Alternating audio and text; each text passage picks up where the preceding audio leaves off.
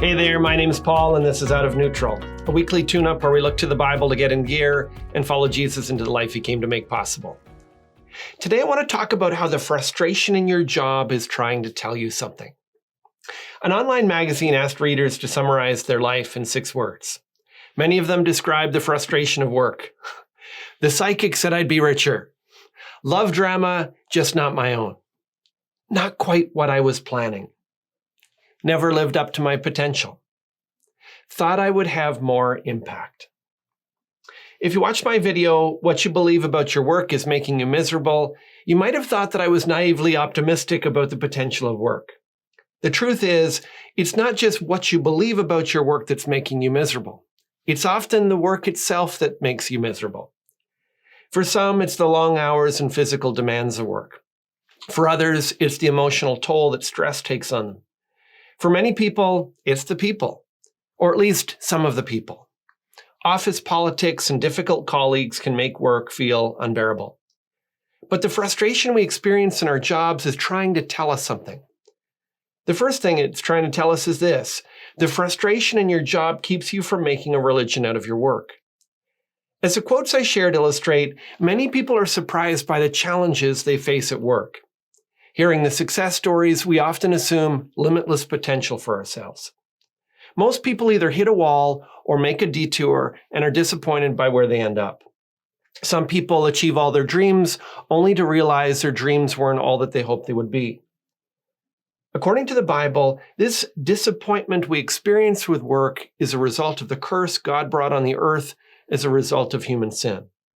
It's expressed in the account of Adam and Eve by the thorns and thistles that made cultivating the garden hard for them. Today, we still experience those thorns in the form of computer viruses and office gossip. The thorns have a good purpose, though, even though they're painful. They keep us from making a religion out of our work. They confront us with the reality that we're not in paradise anymore. They remind us that we wrecked what we had by cutting God out of the picture. The thorns force us to ask why things are the way that they are, and they invite us to consider the Bible's diagnosis that turning our backs on God comes with consequences. They also point us to hope, though. So the frustrations of our job keep us from making a religion out of work. They also show us how to make the most of our work. When we follow the thorns back to the garden, we see the mess that turning away from God brought to our world. But the diagnosis points to the cure.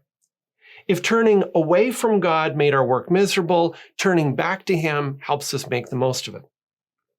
The writer of Ecclesiastes puts it like this: there is nothing better for a person than that he should eat and drink and find enjoyment in his toil.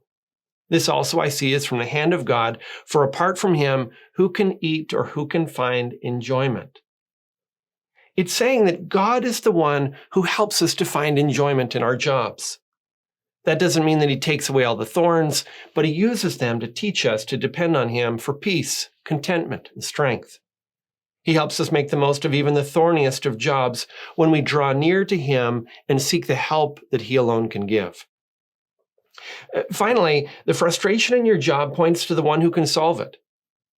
Maybe you think that a God who curses work because we turn our backs on Him is cruel and uncaring. The Bible tells a much different story. Not only does God help us make the most of our work when we include Him in it, but He faced what we face in order to provide an ultimate solution. Compare the frustrations you have at work with the ones that Jesus faced in His calling. He suffered from poverty and poor work conditions when He came into the world.